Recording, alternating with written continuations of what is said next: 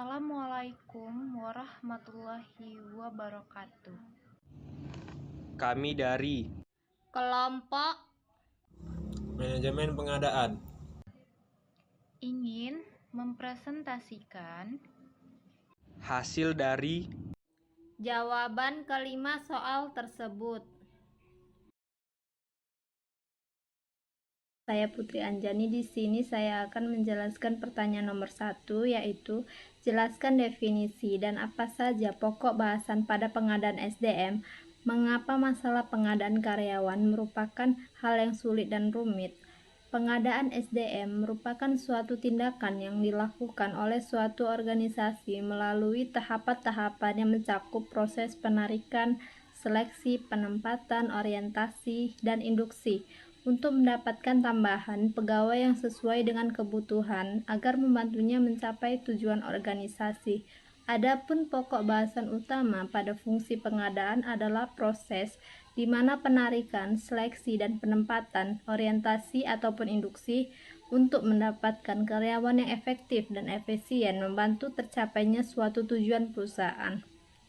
Pengadaan karyawan sangat sulit dan rumit dikarenakan keinginan dari perusahaan itu untuk mendapatkan karyawan yang berkualitas serta berkompeten dalam penempatan karyawan yang sesuai dengan keahliannya, agar gairah kerja tersebut dan kedisiplinannya akan lebih baik serta efektif dalam menunjang terwujudnya tujuan perusahaan tersebut.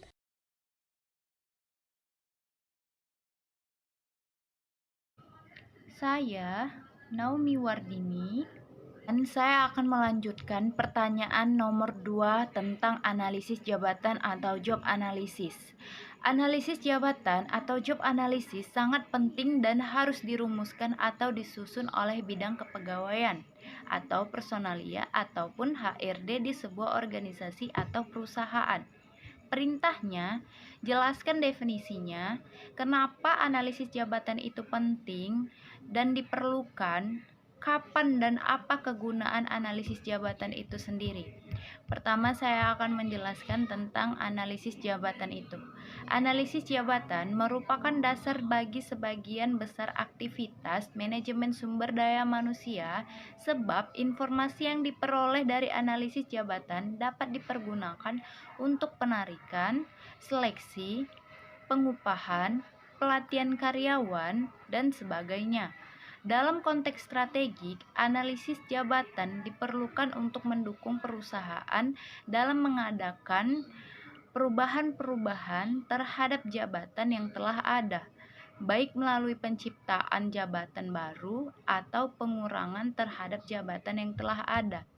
Selanjutnya, pentingnya analisis bagi perusahaan yaitu 1.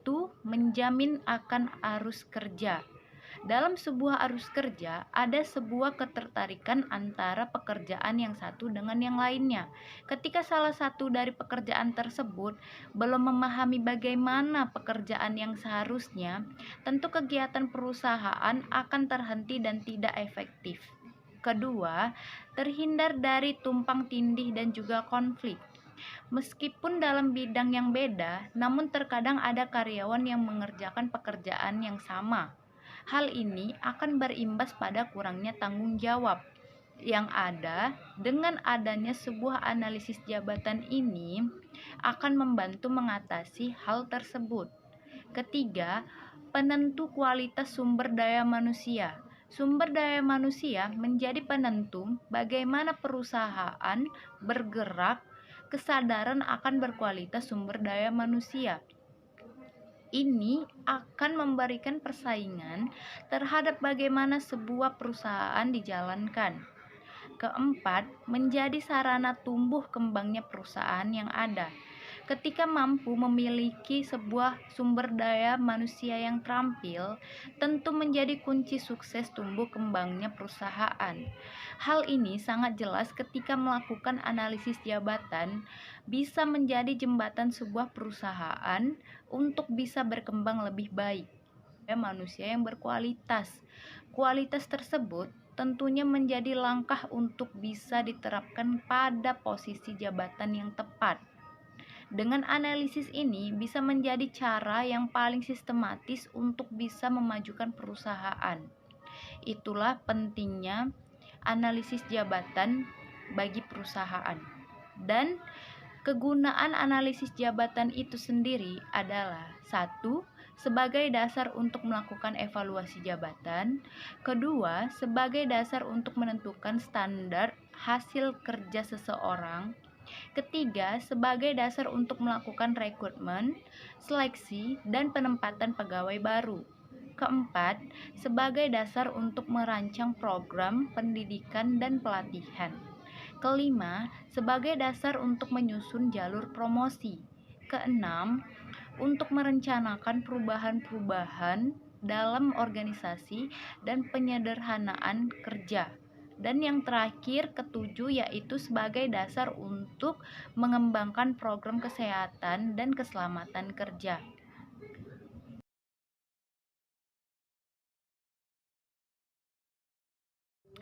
Saya akan menjelaskan tentang definisi desain pekerjaan. Pengertian desain pekerjaan adalah fungsi penetapan kegiatan kerja seseorang atau sekelompok karyawan secara organisasional. Tujuannya untuk mengatur penugasan kerja supaya dapat memenuhi kebutuhan organisasi atau perusahaan tersebut. Guna menghasilkan job design yang baik, ada 10 prinsip yang harus dipenuhi, yaitu: 1. Semua pekerjaan secara jelas mendefinisikan aktivitas, tanggung jawab, dan tanggung jawab yang terkait dengan kontribusinya terhadap pencapaian objektif keseluruhan. Yang kedua, teralokasi secara tepat dalam organisasi. Yang ketiga, pengambilan keputusan oleh staf atau karyawan dalam penyelesaiannya. Yang keempat, tidak adanya kompleksitas yang tidak perlu atau tugas yang tidak memberikan kontribusi terhadap pencapaian objektif perusahaan. Yang kelima, mengoptimalkan penggunaan teknologi yang ada. 6. Beban pekerjaan dapat diselesaikan pada jam kerja normal. Yang ketujuh, terintegrasi secara fisik dan sosial dengan pekerjaan dan staf lainnya. Yang ke-8, bebas dari diskriminasi maupun asumsi stereotip lainnya. Yang ke-9, aman atau safe secara fisik dan psikologis. Yang ke-10, meningkatkan job satisfaction. Saya akan menjelaskan teknik-teknik desain pekerjaan, yaitu teknik desain individual. Yang pertama ada simplikasi desain, yaitu membagi pekerjaan ke dalam tugas-tugas yang sederhana dan berulang-ulang yang memaksimalkan efisiensi. Yang kedua, rotasi pekerjaan, yaitu memindahkan karyawan dari satu posisi ke posisi yang lainnya dalam sebuah perusahaan, sehingga memungkinkan karyawan mempelajari tugas-tugas, fungsi, dan keterampilan baru dari setiap unit kerja dalam sebuah perusahaan. Yang ketiga ada pemekaran pekerjaan, yaitu menambah lebih banyak tugas yang berkaitan ke dalam sebuah pekerjaan. Yang keempat ada pemerkayaan pekerjaan, yaitu merancang pekerjaan dengan cara meningkatkan tanggung jawab, otonomi, dan kendali bagi para pemangku jabatan, sehingga membantunya dalam memuaskan kebutuhan pengakuan dan pertumbuhan. Teknik desain pekerjaan kelompok. Yang pertama, tim kerja atau teamwork, yaitu sekelompok karyawan yang diminta untuk merampungkan sebuah tugas besar dalam bentuk penugasan-penugasan khusus dari perusahaan. Yang kedua, kelompok kerja otonomi, yaitu tim-tim kerja yang diberikan tujuan-tujuan khusus dan kendali atas pencapaian tujuan tersebut. Nomor ketiga, lingkaran-lingkaran mutu, yaitu sekelompok karyawan dan penyelia bertemu secara rutin guna membahas masalah-masalah mutu dan solusi-solusinya.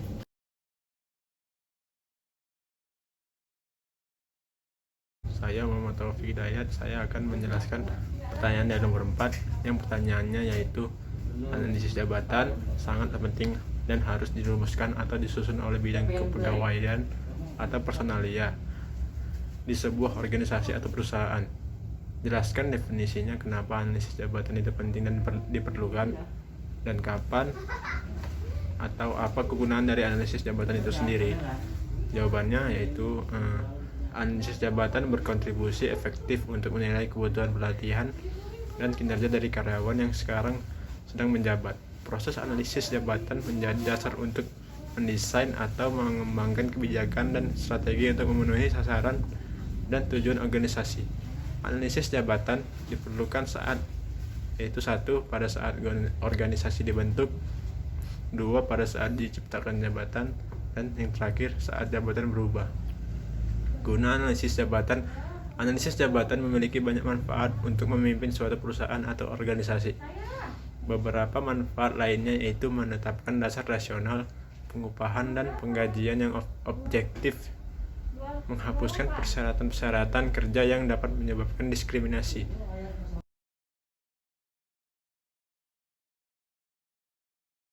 Saya Muhammad Bayhaqi Farija. Saya akan menjawab pertanyaan 5. Yang pertanyaannya tuh sebutkan definisi analisis kebutuhan SDM. Faktor-faktor apa yang menjadi pertimbangan dan jelaskan teknik-teknik perkiraan analisis kebutuhan SDM. Definisi dari analisis kebutuhan SDM adalah melakukan analisis terhadap kemampuan tenaga kerja yang sekarang ini untuk memenuhi kebutuhan karyawan. Dianalisis apakah tenaga kerja yang sekarang bisa diatur kembali dan dapat memenuhi kebutuhan atau tidak. Teknik faktor-faktor yang menjadi pertimbangan itu salah satunya perubahan lingkungan eksternal dan internal. Bentuk-bentuk perubahan lingkungan eksternal meliputi 1. Kondisi perekonomian makro, 2. Hukum politik dan sosial, 3. Ilmu pengetahuan dan teknologi, 4. Persaingan usaha. Sedangkan perubahan lingkungan internal meliputi perubahan kondisi perusahaan. Teknik-teknik perkiraan analisis kebutuhan SDM. Teknik perkiraan kebutuhan SDM meliputi perkiraan jangka pendek dan jangka panjang. Pendekatan jangka pendek. Teknik perkiraan jangka pendek akan kebutuhan SDM didasarkan pada pertimbangan kebijakan perusahaan, akan anggaran dan beban kerja serta analisis struktur perusahaan.